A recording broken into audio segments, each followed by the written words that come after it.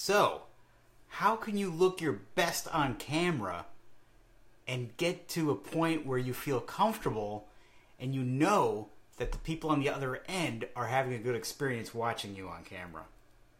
That's kind of the trick. And for a lot of us, we want to make sure that we look our best because that's the thing that we're thinking about, and that's going to trip us up if we're feeling like we're not feeling good about how we look on camera.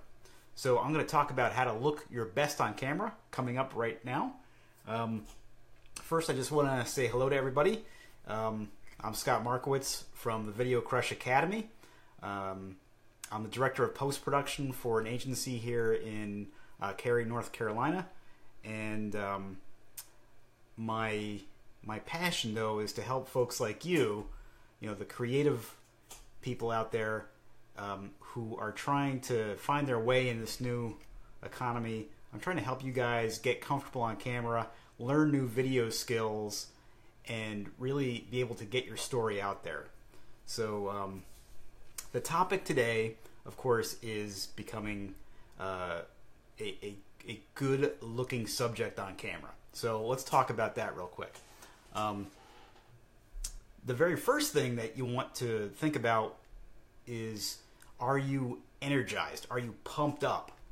That's really going to come across. If you're not enthusiastic about your topic, then you're just not going to come across too well on camera. So the very first thing that you want to make sure you do is to get yourself jacked up before you turn the camera on. So sometimes that might mean having some coffee, having a soda. I don't love those ideas, but that for you might be a good way to do it. For me personally, I like to go for a walk, or I like to maybe spend some time with my dog and play with her, maybe go outside, play fetch, take her for a walk, or even just like watch her get excited about something. Like if I give her one of her toys or something, I just watch her get excited, and that gets me pumped up. So whatever it is that works for you, just make sure that you're feeling energized. Okay, the second thing I want you to consider is to wear appropriate clothes and to groom appropriately for your topic. So if you're passionate about teaching accountants how to use Excel, for example, I mean, maybe there might be somebody out there who's interested in using Excel. I can't imagine that personally, but let's say that's your topic, just for sake of argument. You want to make sure that you would dress with clothes that make you look like an accountant. I'm talking to creative folks, so I dress appropriately for talking to creative folks. If I dressed like an accountant, you probably wouldn't trust me. So, and also, like, you want to make sure that you're groomed nicely. Make sure that your hairs are in place. Make sure that your beard is combed. Make sure that things are just looking like you're taking care of yourself. That's basically the rule of thumb there. The next thing that I think a lot of people don't consider, but you really should, is how much of your smile is coming across on camera. So, when I work with professional actors or pitch artists, they'll usually like do some smiling exercises before they go on camera. They literally sometimes will stand there and just they'll start doing like these really exaggerated facial smiles to get that muscle loosened up. And the reason they do that is because your smile comes across on camera as warmth in your delivery. And it's also a great way to get over being nervous, is to force, well, I shouldn't say force, but to concentrate on smiling while you're talking. Because after all, the people on the other end, they're rooting for you. They want you to succeed. They want to get information from you. And so they expect some kind of smile to be involved. They don't want to get information from somebody who's grimacing or who's maybe guarded. So if you have a legitimate smile, that comes across. Now, even voiceover artists that I work with, you know, on the professional level, even if there's no video involved, if they're smiling while they're delivering, you can hear it. The reason for that is because there's actually like a change in the way that your voice is shaped because of the facial muscles that are creating the smile. That actually makes for the voice to sound different. And if you close your eyes when somebody's talking to you, I guarantee you can tell when they're smiling while they're talking and when they're not.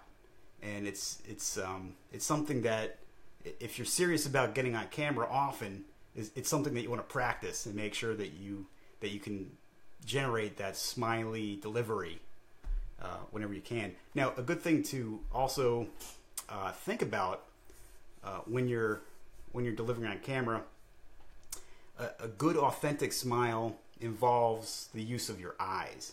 So let me give you like a fake smile. So here I'm forcing a smile. See, and you can hear like a little bit of an extra tension in my voice when I'm smiling. A genuine smile, guys, involves your eyes. So let's show what that looks like. Okay? So, hey guys, Scott Markowitz here. I cannot wait to hear what you guys do with your own video productions. See, that's a much more legitimate delivery. So make sure that you keep smiling.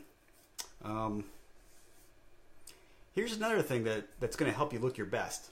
Okay, when I'm on camera right now here, if you notice, I've got the camera a little bit higher than my eyes, and it's pointing down. Now, in this type of video production where I'm working off of a social media platform, it's more appropriate to have the camera at what is called a natural focal length. So I'm using an iPhone right now, and the iPhone has a focal length that's equivalent on a 35 millimeter sensor to be roughly like 28 millimeters. That's the focal length that we're dealing with, and that's close to like the field of view you would have with your eyes naturally. And this is most appropriate, I feel, for a social media platform because it approximates a face-to-face conversation, as opposed to like if I were to do a video production for a television delivery, I would probably use a much longer focal length, you know, like what you would consider a zoom lens, and you know, that is going to create like more of a blurred background. It's going to isolate your subject a little bit more, and it's a more artful kind of presentation of your subject. But I feel like that's not really appropriate for social media platforms. You know, you want to get like more personal, and you want to get like more real in that scenario. So like this kind of focal length, which is approximately 28 millimeters, I think is dead on. So you should consider that too. But what I'm really trying to get at is that at that natural focal length, if the camera is tilted slightly down at you, then it gives you like a much more in-person, a much more, what's the word I'm looking for? It gives you like a personal feel. It's like I'm your friend and I'm leaning in to talk to you. Like I'm telling you my very deepest, you know, secrets and my most guarded truths. And I'm leaning in to fill you in on my secrets. And you get that from having the camera a little bit higher than your eyes and tilting slightly down at you. This also has the added benefit, if you have any kind of issues with a double chin, which a lot of us do. I mean, that's even if you're like a healthy, athletic person, a double chin is not an uncommon kind of problem when your image is flattened out by a video picture. You know, so even if you don't like literally have a double chin, you might appear like you have one if the camera is like lower than your eyes, or if it's like dead on your eye level. So a great way to get rid of that is to use your camera slightly higher and tilt it down at you. And it really gives like a nice intimate feeling. It makes you feel like, well, first of all, it also like makes your your head look more like you're in close with somebody talking. So it's a great tip. Hey, what's up, Brian? Nice to see you. Let's see. Oh, so the next thing that I wanted to talk about is the topic. So this is kind of related to like getting energized, and also related to your smile delivery. But you want to be like really comfortable with the topic. You want to make sure that whatever it is that you're talking about, you really do have a great understanding, and that you really do have some good tips to share. If you don't have that, if you're kind of talking and you're not like really knowledgeable about it, that's going to come across. So you want to make sure that you are very knowledgeable, that you're energized, and you love your topic, and you want to make sure that that camera is tilting down, and you want to make sure that you're dressed for the audience. You want to make sure that you are dressed appropriately, and that you are groomed in a nice, presentable manner. So those are my tips. I hope you had something that you could pull out of that useful. And if you're new to the Video Crush Academy, I invite you to check out some more material about this topic, where I go into in depth about how to become comfortable on camera, and how to like deliver a really good message on camera. It's a course that I've been working on for quite a while. It's called the On-Camera Cure, and in the On-Camera Cure, I go over all the different things that you really need to know to get super comfortable on camera, to deliver your message, to share your value with the world.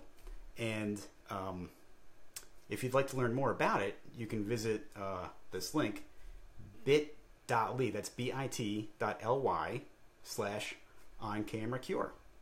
And I would really love for you guys to check it out. And more importantly, I'm really excited to see what some of you guys end up doing as a result of taking that course. It's really been a labor of love for me, and I can't wait to see what kinds of questions you guys have based on that coursework, and what kinds of results you have, because that course is really designed to make sure that you can go through step by step to build up the confidence, the courage, and the messaging necessary for you to get your topic out in the world. Just a little bit of background about why I started with the On-Camera Cure, because I know a lot of you know me more as like the teach video kind of guy, and that's not changed. I mean, some of the courses that I'm working on next revolve around editing and doing things yourself. I call it the Edit Yourself series. But I really felt like for a lot of you who are trying to do your own online courses yourself, or who are trying to coach other people, I felt like the real foundation for all of that would be to get comfortable on camera. Because in the social media world, it's not enough just to make like a pretty video. You really need to present yourself, and to show yourself, so that people can recognize who you are, what you're about. And there's no better way to do that than to talk face to face, or this is kind of a facsimile of that process. So the On-Camera Cure is something that I developed to help give you the confidence to really go out there and start building on your messaging, and start building some kind of communication with your own audience in a way that makes you feel really good and jacked up about it. This is something that, like, personally I struggled with, being the on-camera guy, or the editing guy and the visual effects guy. I really wanted to make sure that I connected with other folks who were passionate about communicating visually. And what I discovered in that process is that you really do your audience a disservice if you don't show up. You know, if you're just hiding behind a screen capture, it makes it hard for people to really relate to you. And you know, so that's basically what that's about. So again, the on-camera cure is something that's a passion project of mine, because it hits home with me. You know, like I felt like I really needed to hone those skills down first before I shared some more of the video skills that I'd like to share with you guys. If you're interested in the on-camera cure, again, the link is bit.ly/on-camera-cure, and you can sign up to learn more about the on-camera cure that way. So, if you guys have any questions, let me know. I'll try to address it in an upcoming Facebook Live. This is Scott Markowitz signing off. Thanks, and have a great night. Now I got to figure out how to turn this thing off. All right. Bye, guys.